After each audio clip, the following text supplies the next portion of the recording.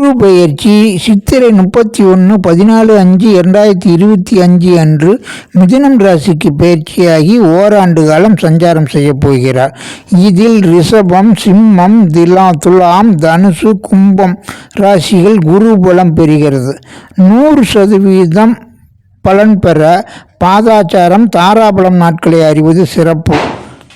மேஷம், மகரம், கடகம், விருச்சிகம் ராசிக்கு 3, 6, 8, 12 குரு மறைந்து சஞ்சாரம் செய்தாலும் காரகத்துவ பலன்கள் குறைவாகவும் பார்வை பலன்கள் முழுமையாகவும் பெறுவார்கள்.